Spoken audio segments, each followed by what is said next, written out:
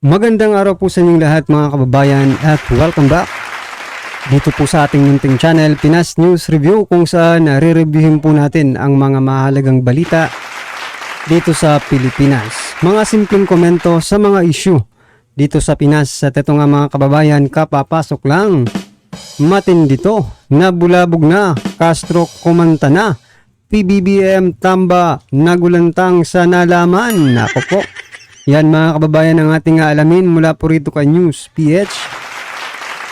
Nasa description po ang full video link ng video ito. Subscribe na po kayo. At kung bago ka pa lang at di pa po nakapag-subscribe sa ating munting channel, please don't forget to subscribe. At i-click na rin po ang bell notification para updated ka po sa lahat ng ina-uploads nating reaction video. At eto na nga mga kababayan, bago po natin simulang panoorin at bigyan ng komento ang video ito, ito i-share ko lang po sa inyo, no? Itong si Senator Robin Padilla at Senator Tolentino. Nako, nagkaroon ng nagparinigan. Ito po no? Mukhang may problema po sa partido nila. Dahil nga po dito sa pinagbibitaw ni Senator Robin Padilla, itong si Tolentino, no? Ito pala, ito. Teka, ito. Ito mga kababayan, no? At maging si Senator Pimentel ay umiksena na rin, ha? Anong masasabi nyo dyan, mga kababayan? Ito pong sabi, matapos pagbituin sa PDP laban, no? Or PDP. Hindi laban, hindi pa laban. PDP, Tolentino, sinabihan si Padilla na pagtuunan Karina. Sinabihan ni Francis Tolentino si Senador Robin Padilla na unahin ang mga biktima ng bagyong Karina kaysa politika matapos nitong imungkahi sa kanyang pagbibitiw na sa partido Demokratiko Pilipino. Nako. Tama nga naman mga kababayan. Huwag mo sa gitna ng nai-experience ngayon ng sambayan ng Pilipino or mostly dyan sa Luzon, no? Na talagang trahedya, iuunahin mo pa bang mapolitikahin itong mga kasamahan mo? Well, mga kababayan, dahil po yan sa sabi ni Pimentel, ano ngayon kung majority leader si Francis Tolentino, Senator Francis Tolentino? Ito ang iginiit ni Coco Pimentel, Senator Coco Pimentel III. Matapos niyang sabihin hindi niya maintindihan kung bakit pinagbibitiw ni Senador Robin Padilla si Senator Francis Tolentino sa Partidong Demokratiko Pilipino. So yan mga kababayan, mayroong sa kanila, may problema po yung partido nila. Di ba na binanggit ko rin nung nakaraang vlog, itong si Senator Robin Padilla, yung yung president ng Partido Demokratiko Pilipino. Well, anyway, ang masasabi ko lang dito talagang medyo may point naman dito si Senator Tolentino. Dapat talaga unahin muna yung pagsiservisyo, no? Lalo na ngayon at mayroon tayong kinakaharap, no? Dahil dito sa bagyong Karina. No, dapat unahin muna yung taong bayan kaysa sa magsiraan kayo dyan. Hindi naman siguro magsiraan. Kung anong diskarte ninyo sa partido ninyo. Total, basta dito sa channel natin mga kababayan, lagi ko pong pinaaalala. Yung Senator Tolentino, markada na po yan sa mga DDS, no? Itong si Senator Robin Padilla, artista. No? Ang problema ko lang sa mga artista mga kababayan, kasi nakapokus, pag may mga involved na artista, talagang kahit alam nilang mali, kakampihan pa rin di ba? At saka nagkakampihan po ang mga artista. Marami po tayong artistang senador, kaya wala na kung gusto niyo naman, wala rin naman tayong magagawa. Opinyonan niyo yan sarili niyong pagdesisyonan. Pero ang akin lang mga kababayan, sana naman po sa susunod wag naman po puro artista, no? Hindi naman siguro lahat ng Pilipino well, anyway, kayo na lang po ang bahala kung ano ang inyong opinion dyan sa kanilang pinagtatalunan. Yan, yung pagbibitiw ni pagtatanggal, pagsisibak to ito, hindi po ito pagbibitaw eh. Ano? Pagsisibak ni Senator Robin Padilla dito kay Francis Tolentino. Eto na mga kababayan, sama-sama at sabay-sabay po natin pakinggan na panoorin at bigyan ng reaksyon ang video ito. Eto na po. Ayon dito kay Franz Castro, sabi ni Franz, nananawagan po si Franz Castro, House Deputy Minority Leader and ACT Teachers Party List Representative Franz Castro called on President Ferdinand. Ay putya, grabe to. Itong politiko. Called on President Ferdinand Martin Romualdez. Tindi Bayan, ginawa ng presidente. Si Romualdez. Nako po. Baka pagalitan. Eto, kung naiba lang ito, kung hindi lang ito pinsan, mga kababayan, nako, nasabon na ito, kaso pinsan eh. Kaya siguro okay lang din. President Ferdinand Martin Romualdez. Grabe tong politiko na to. Ginawa ng president si Romualdez. Baka nagkamali lang. Ferdinand Marcos, no? To officially reopen peace negotiations with National Democratic Front of the Philippines, NDFP. Alam mo, Franz Castro, ikaw mahilig ka magsalita. So, grabe no, grabe po itong si Castro. Grabe kung utusan ng Pangulo, di ba? Anong akala mo sa Pangulo? Walang pag-iisip yan. At saka ikalawa, are you credible to suggest? Ikaw nga, convicted ka eh. Di ba? Kaya, opinion ko lang mga kababayan, dapat tumahimik na lang ito at sibakin na lang ito dyan sana eh. Speaker Romualdez. Ito, convicted itong si Franz Castro, convicted po yan. Di ba? Kung maalala ninyo, hinatulan po yan ng guilty.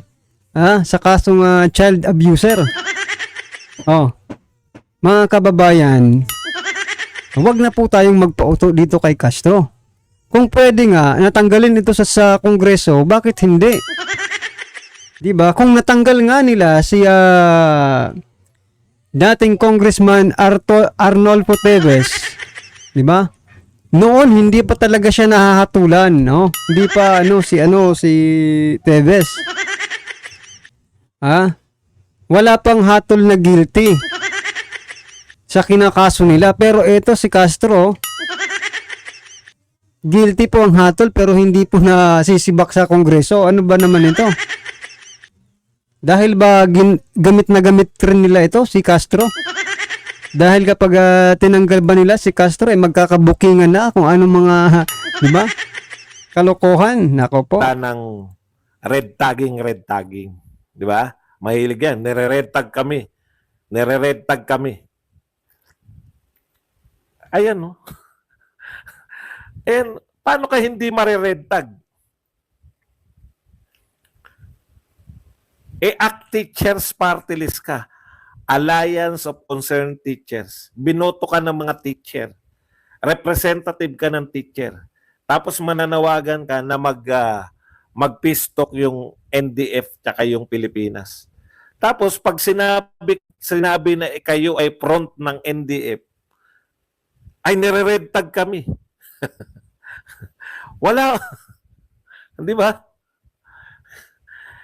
Kayo yung gumagawa na mag-red tag sa. So yan mga kababayan, sila po yung gumagawa ng nagbibigay ng motibo para i-red tag po sila. Pero panay naman po sila ng denial, di ba? Panay denial.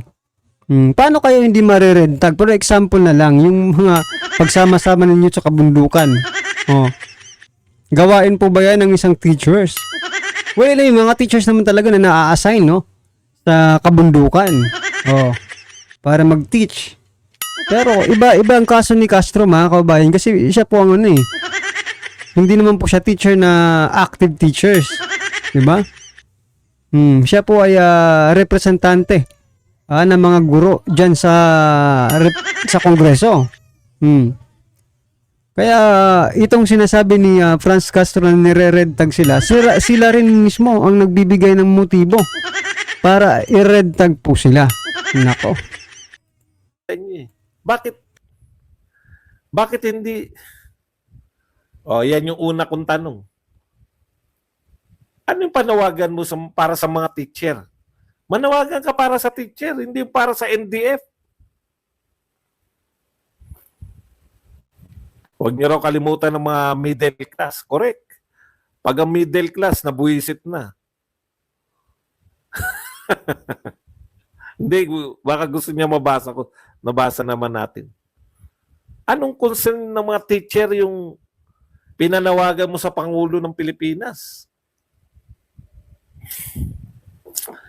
Okay, para lang po siguro hindi tayo maligaw, no? Kasi ang sarap pakinggan, pistok.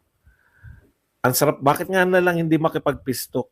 Alam niyo po, sa mga hindi po nakasubaybay sa atin, sa mundo sa Pilipinas po, sa parte ng mundo na tinatawag na Pilipinas, mula po kay Cory Aquino, lahat ng Pangulo ng Pilipinas nakipagpistok diyan sa NDF. Ang tanong, natigil na po ba yung insurgency problem natin? Buwat nung 1986, hindi pa rin po. Hanggang kay Rodrigo Duterte, nakikipagpistok tayo. Nabuisit. Binigyan pa sila ng 3 cabinet official nung panahon ni Pangulong Duterte. Tapat talaga eh.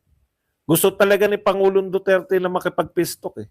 Binigyan pa sila ng cabinet member sa Department of Agriculture, Department of DSWD, at saka yung isa, yung sa Agrarian Reform.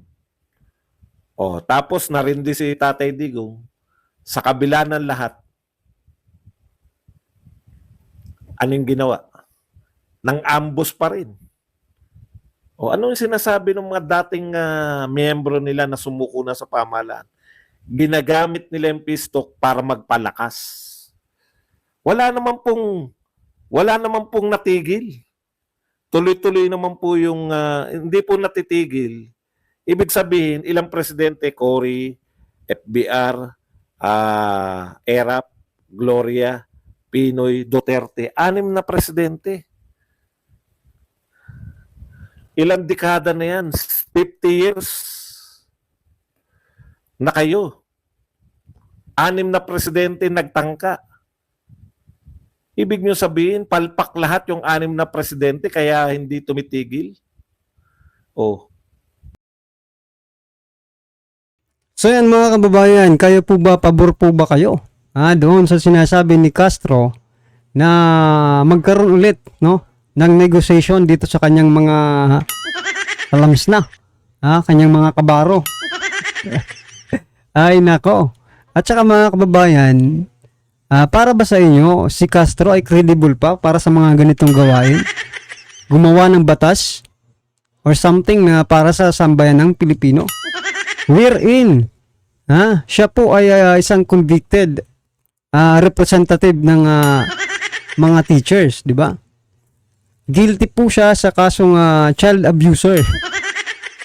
Di ba? Nagtitiwala pa ba kayo kay Castro? O yung mga teachers na nga lang yung natin, tanongin. Yung mga teachers po, nagtitiwala pa po ba kayo kay Franz Castro? Gayong nahatulan na po siya ng guilty. Ang alam po natin, umaapila po sila, di ba? Pero, ganun pa rin. Yung perception po ng tao, ay hindi na pagkakatiwalaan itong si Castro. Dahil guilty eh. Maging ano pa man yan, umapila ka pa man, meron ng lamat, di ba? Kumbaga, it is part ng pagkatao ni Castro ang ganitong klaseng, di ba? Pang-aabuso sa kabataan na tamaan talaga ng si Castro. At ngayon, sinasuggest niya pa sa presidente mismo. Grabe. May Castro, isa ka pong congressman at alam mo pong ang lahat ay dinadaan sa batas. Kaya huwag kang magpaparinig sa presidente. Gumawa ka po ng resolution kung yan naman talaga ang gusto mo. Then, pag-usapan nyo dyan sa kongreso. Kung naniniwala pa ba yung mga kasamahan mo sa'yo. Ngayong ikaw ay isang convicted representative na dyan, di ba? Yun lang eh. Gumawa ka ng resolusyon na yan ang gusto mo. Di ba? Then pag-usapan, papaniwalain mo sila. Well, sa bagay, marami naman kayong kakampi dyan. Kasi panahon nyo ngayon eh. O yan mga kababayan, ano po ang inyong reaksyon patungkol po sa video ito? I-comment lang po sa baba para at least alam po ng ating mga kababayan ang inyong pong opinion patungkol dito. Right? Maraming salamat po.